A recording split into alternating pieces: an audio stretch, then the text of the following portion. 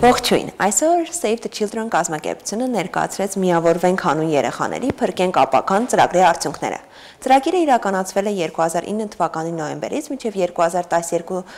թվականի նոյեմբերն ընկած ժամանակահատվածում։ Ծրագիրը ֆինանսավորվել է Եվրոպական միության կողմից, համաֆինանսավորվել բաց հասարակության հիմնադրամներ, Հայաստանի կողմից եւ իրականացվել Save the Children կազմակերպության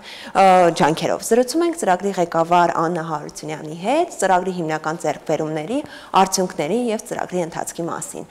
Նախ սկսենք մի շատ ընդհանուր հարցից, կպատմեք ինչ նպատակներ էր հետապնդում այս ծրագիրը, երբ 3 տարի առաջ սկսեցիք նման լայնածավալ եռամյա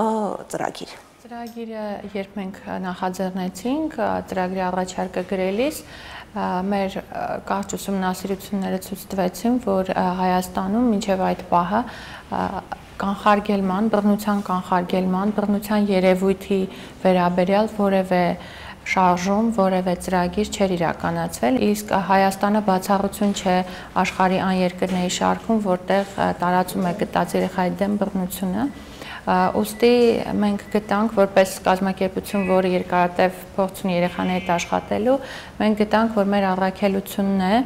նմանատիպ ծրագիր իրականացնել եւ փորձել ամբողջ հանրապետությանը ներգրավել ծրագրում, որպեսզի ավելի արդյունքները տեսանելի լինեն։ Իրականում մեր առաջնային թիրախը եղել են այն երեխաները, որոնք ապրում են հատուկ տիպի հաստատություններում, այդ թվում հատուկ դպրոցներում, մանկատներում, խնամքի գիշերօթիկ հաստատություններում։ Սակայն միայն խոցելի խմբի երեխաները չէին, որոնք մենք ընդգրկեցինք ծրագրում, հաշվի առնելով, որ այդ երեխաները ամեն դեպքում ապրում են համայնքում եւ կարևոր է համայնքի հետ աշխատանք տանել, նույն մանկատան երեխան հաճախում է հանրակրթական դպրոցը եւ անհրաժեշտ է, որ այդ դպրոցը եւս ընդգրկված լինի ծրագրում կամ այն պոլիկլինիկան, որը կարող է սպասարկել այդ երեխային եւ այլն, այսինքն ավելի ընդլայնեցինք շրջանակը, 120-ից ավել հաստատություններ ընդգրկվեցին ծրագրում եւ մեր հիմնական աշխատանքը ուղղված էր, ինչպես նշեցի, կանխարգելմանը, բայց որպեսզի հասկանանք իրականում ինչ իրավիճակի երկրում, մենք գնահատում կատարեցինք բռնությունների վերաբերյալ, ընդհանրապես հասարակությունը ինչ հասկանում է, չի հասկանում, ինչ է բռնություն, ինչպես են կալումներ կան եւ ինչ տեսակներն են, որ ավելի գերակշռում են։ Ամբողջ Հայաստանով հետազոտվեց եւ պարզվեց, որ բոլոր մարզերում եւ նաեւ Երևանում առկա երեխաների հանդեպ բռնության հոգեբանական եւ ֆիզիկական տեսակը գերակշռող է, անտեսման երևույթներն են շատ տարածված, այսինքն երբ որ ծնողը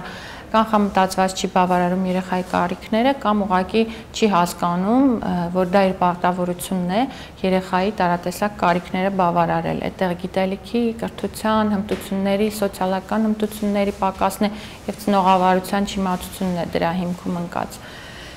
Մենք նաև պարզեցինք, որ ծնողները չունեն ամենատարրական ծնողավարության հմտությունները եւ շատ ծնողների թվում է, որ միայն երեխային կերակրելով, հագցնելով եւ դպրոց ուղարկելով երեխային մեծացնում, այնին շատ ավելի կարևոր խնդիրներ կան անձի զարգացման տեսանկյունից, որոնք շատ ծնողներ չեն կարող անբավարարել, չգիտեն երեխայի տարիքային առանձնահատկությունները, չեն հասկանում երեխայի լեզուն, պատժում են երեխային արարքների համար, որը բխում է տարիքային առանձնահատկություններից, շատ տարածված է պատիժները երեխաներին, ովքեր լավ չեն սովորում, վատ գնահատականներով են գալիս եւ ամենատարատեսակ, մինչեւ ամենադաժան պատիժները մարմնական, սակայն երբևէ ոչ մի ծնող չի նայում, թե պատճառը որն է, որ երեխան լավ չի։ Միգուցե նա դպրոցում խնդիր ունի, միգուցե ճնշվածություն ունի, գուցե նա սովորելու հետ կապված դժվարություններ ունի։ Շատ կան երեխաներ, որոնց մոտ առկա են թեթև խնդիրներ, օրինակ տեսողական, լսողական, հիշողության հետ կապված, ուշադրության պակաս, որը օրինակ արևմտյան երկրներում դիտարկվում է որպես հանձին, այո, հատուկ կարիք եւ դրան առնչվում են մասնագետները եւ մասնագիտական օգնություն են ցուցաբերում այդ երեխաներին, այնինչ այստեղ մինչեւ երեխայի մոտ չնկատվի խիստ արտահայտված հատուկ կարիք, նրան մասնագետի մոտ չեն տանում։ Սրանք լուրջ խնդիրներ են, որոնց մասին իհարկե ծնողների մեծ մասը չգիտեն։ Եվ մենք որոշեցինք, որ պետք է մեր հիմնական միջամտությունը լինի կարողությունների զարգացման տեսքով, դա եւ մասնագետների համար, եւ ծնողների, եւ երեխաների համար։ Մասնագետների շրջանում երբևէ չի եղել մշակված գրականություն, ընդհանրապես պետությունը մեր դեռևս չի ընդունել բռնության հայեցակարգը, ինչ է նշանակում բռնություն, որոնք են տեսակները, ինչպես կարելի է դրանք պատժել։ Քրեական օրենսգրքում ունենք որոշակի հոդվածներ, որոնք ինչ որ ձևով առնչվում են, բայց չեն առանձնացնում անչափահասի նկատմամբ այդ գործողությունը, հա, օրինակ ծեծը, բայց երբ որ չի կոնկրետացվում, երբ որ դա անչափահասի նկատմամբ է կատարվում, երբ որ դա կատարվում է նրա կրթական հիմնարկում կամ բուժ հաստատությունում կամ այլ վայրերում, որտեղ երեխան ծառայություն է ստանում։ Օրենսդրական դաշտը շատ բաց է այս առումով եւ նաեւ չկան մեխանիզմներ պարտադիր ուղղորդմանը վերաբերվող, այսինքն երբ որ ուսուցիչը դպրոցում նկատում է երեխա, որը տարօրինակ վարք ունի, որ մարմնի վրա կապտուկներ ունի կամ այլ ախտանիշներ, որը տարօրինակ է թվում նրան, նա երբևէ չի մտածում դրա մասին հաղորդել կամ թողնած է իր հայեցողությանը կհաղորդի թե ոչ, իսկ պարտադիր, այսինքն մանդատ ուսուցչի կամ մասնագետի համար, որ ինքը անպայման պետք է հաղորդի նույնիսկ ամենափոքր կասկածի դեպքում չկա այդպիսի մեխանիզմ։ Ծրագրի շրջանակներում մենք բոլոր այդ ուղղություններով աշխատել ենք, մենք ստեղծել ենք ավելի ճիշտ Վրաստանի օրինակից ադապտացրել ենք ուղղորդման ընթացակարգերը, մի մոդել, որը պարունակում է եւ ընթացակարգեր եւ ստանդարտ ձևաթղթեր, որոնք երեխայի հետ աշխատող ցանկացած կառույց իր համար կոնկրետ մշակված ձևաթուղթ ունի, պետք է լրացնի եւ դեպքը հաղորդի հաջորդ համապատասխան ինստանցիային։ Այդ մոդելը փորձարկվել է Լոռու մարզում մոտ 5-6 ամիս եւ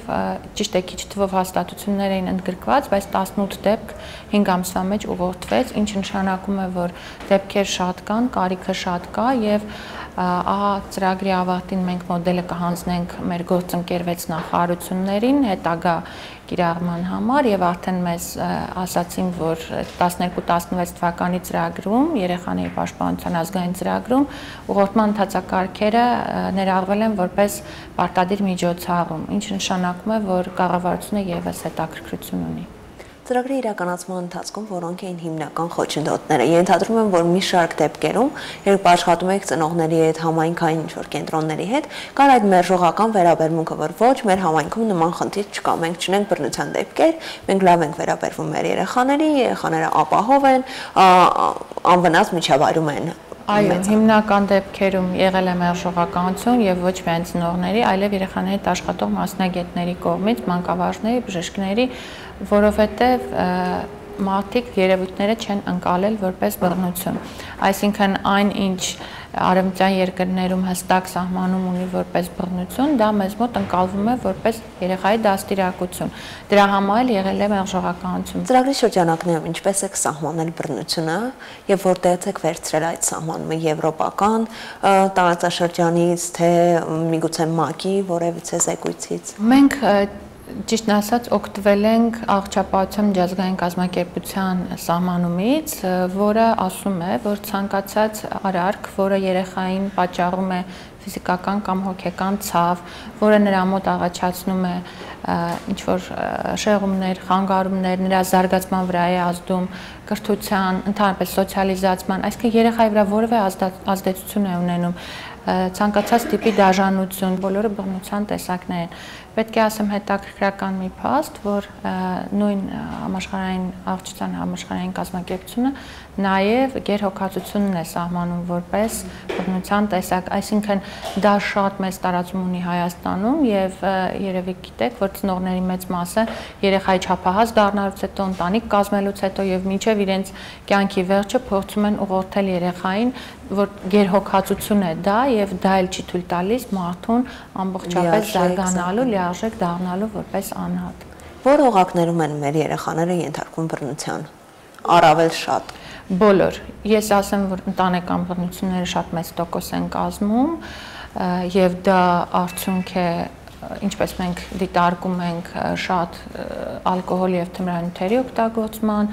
ընդհանրապես սոցիալական վատ վիճակի, զբաղվածության պակասի, չեն աշխատում, ազատ ժամանակ շատ ունեն, ավելի շատ են զբաղվում ալկոհոլիզմով եւ այլն, որը ծնում է իր վատ հետևանքները եւ շատ ժամանակ երեխաները ուղղակի ընտանեկան բռնության անմիջական զոհ են դառնում, որովհետեւ երբ որ ամուսինների մեջ է վեճ լինում կամ սկեսուրների, սկեսրարների եւ այլն, միշտ երեխան ամենաթույլ օղակն է, ում վրա կարելի է այդ ամբողջ բացական էներգիան թողնել, այսինքն երբ որ կինը, ինչպես գիտենք, մեզ մոտ այդ կանանց հանդեպ ճնշումներն էլ շատ են ընտանիքներում եւ երբ որ կինը ճնշվում է տան մյուս անդամների կողմից, միակ օղակում վրա կարելի է դա այդ բացական լիցքը թողնել, դա երեխան է, ու երեխաները շատ ժամանակ որևէ վարքային խնդիր չունենալով այնուամենայնիվ ենթարկվում են, այսինքն անուղղակիորեն իրենց վրա են կրում ընտանեկան բռնությունների այդ ծանրությունը։ Նաև տարածված է շատ կրթական հաստատություններում, հատուկ հաստատություններում դա տարածված է անխոս, որովհետև դրանք ավելի փակ տիպի հաստատություններ են եւ եթե հաշվի առնենք, որ որոշ հաստատություններում նաև երեխաներ են ապրում հատուկ կարիքներով, ապա շատ ավելի տարածում է գտնում երևույթը, որովհետև ավելի դժվար է այդ երեխաներին անհատական մոտեցում է պետք, իսկ այդ հմտությունները ցավոք սրտի չունեն եւ չեն կիրառում։ Երբ որ երեխան փակված է հաստատությունում, այդտեղ սովորում է, այդտեղ քնում է, այդտեղ ուտում է, նա ընդհանրապես համայնքից կտրված է եւ շատ հնարավոր է որ այդ դեպքերը փակ մնան։ Այո։ Ինչ մեխանիզմներ բացի օրենսդրական փոփոխություններից կարող եք որպես փորձագետ առաջարկել, որոնք հնարավորություն կտան ոչ միայն կանխարգել այդ բռնությունը, այլ նաև բռնության դեպքերը ուղղորդել, կատարել աշխատանք ու բացահայտել։ Ստեղծվել է ընթացակարգերի փաթեթ, բայց դա պետք է պարտադրվի օրենքով։ Մենք համապատասխանաբար քրեական օրենսգրքում առաջարկել ենք փոփոխություններ կատարել եւ սահմանել պատժամիջոցներ այն մասնագետների համար, ովքեր իմացել են կամ կասկած են ունեցել բռնության դեպք, այսինքն եթե դեպք է տեղի ունեցել, հետո քննությունը պարզի, որ նրա հետ աշխատող ուսուցիչը կամ հոգեբանը կամ դայակը իմացել է եւ չի հայտնել, նա պետք է քրեական պատասխանատվության ենթարկվի։ Սա առաջին մեխանիզմն է։ Երկրորդը ես կարծում եմ, օրինակ ինչպես բժիշկների մոտ, նրանց աշխատանքի նկարագրերում նաև ավելացվեց, որ ցանկացած մարմնական վնասվածքով հիվանդի մասին պետք է ոստիկանություն հաղորդվի եւ դա շատ նորմալ է ընկալվում։ Մենք նույնակերպ վարվելու ենք նաև մյուս մասնագետների, ուսուցիչների, դաստիարակների եւ այլն։ Բոլոր նրանց հետ, ովքեր երեխաների այսինքն աշխատանքի բնութագրերում դա պարտադիր պահանջ պետք է լինի։ Երրորդը պետք է շարունակել աշխատել հանրային իրազեկման վրա, որովհետև հանրության մեջ պետք է կոտրել այն կարծրատիպը, որ եթե դու վատ երևույթ ես տեսնում ու դրա մասին ասում ես, քեզ կարող է այլ կերպ նայեն։ Դա վատ արարք չէ, ընդհանրապես մարդը պետք է հասկանա, որ իր անտարբերությամբ մյուսի ճակատագրի հետ է խաղում, որ դրա մասին հայտնելով նա կարող է փրկել ոչ միայն այդ երեխայի, այլև մի շարք այլ երեխաների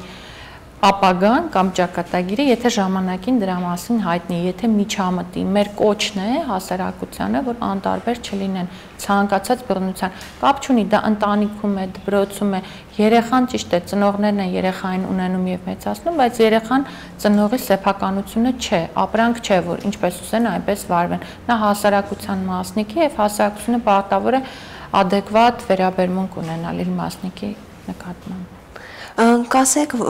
հիմնական ձեռքբերումներից հետո, որոնք որ ունեցել եք, աշխատել եք մեծաթիվ մասնագետների հետ, թե ծնողների հետ, թե երեխաների հետ, որոնք են հաջորդ քայլերը, որ տեսնում եք, եթե եւս 3 տարվա դրամաշնոր ունենայիք, կարողանայիք իրականացնել ծրագիր։ Հիմա ինչ ոլորտների վրա կկենտրոնացնեիք ձեր ուշադրությունը։ Մենք շատ հետաքրքրված ենք եւ դրա կարիքը շատ կա ինստիտուցիոնալացնելու ծնողական կրթությունը, այսինքն ոչ թե ընտրովի ծնողներին կրթելու, այլև դա պարտադիր պայման դնելու այն օրվանից, երբ կինը գնում է նախածննդյան գրանցման, այդ օրվանից սկսած նա պետք է սկսի իր ծնողական կրթության դասընթացը մինչև իր երեխայի ծնվելը, այնուհետև մանկապարտեզում, դպրոցում ըստ տարիք, այսինքն ծնողը երեխայի հետ պետք է միշտ կրթվի։ Դա առաջինն է։ Հաջորդը, որ մենք կշեշտադրենք, դրանք այլընտրանքային խնամքի ծառայությունների ստեղծումն է հանրապետությունում։ Ցավով պետք է ասեմ, որ երեխաների մեծ մասը, որոնք գտնում են հաստատություններում, ունեն ծնողներ, ունեն ընտանիքներ, բայց սոցիալական պատճառներով գտնում են գիշերօթիկ հաստատություններում։ Նույն սոցիալական ծառայությունը կարելի է մատուցել համայնքներում եւ երեխային չկտրել ընտանիքից, այսինքն ՄԱԿ-ի այլընտրանքային խնամքի մասին ուղեցույցը 15-րդ հոդվածով հստակ նշում է, որ եթե ընտանիքը ունի սոցիալական խնդիր, դա երբևէ պատճառ չպետք է հանդիսանա երեխային ընտանիքից հեռացնելու համար, ինչը մենք բոլորովին հակառակ կերպով այժմ կիրառում ենք Հայաստանում։ Մեր խնամքի հաստատություններում տեղավորված են այն երեխաները, ում ընտանիքները ունեն սոցիալական խնդիր։ Եվ ի վերջո ընտանիքահեն խնամքի մոդելներն ենք մենք ուզում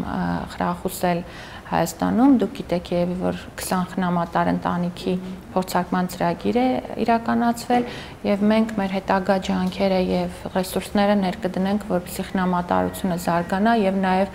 փորձենք հնարավորինս խրախուսել հաշմանդամություն ունեցող երեխաների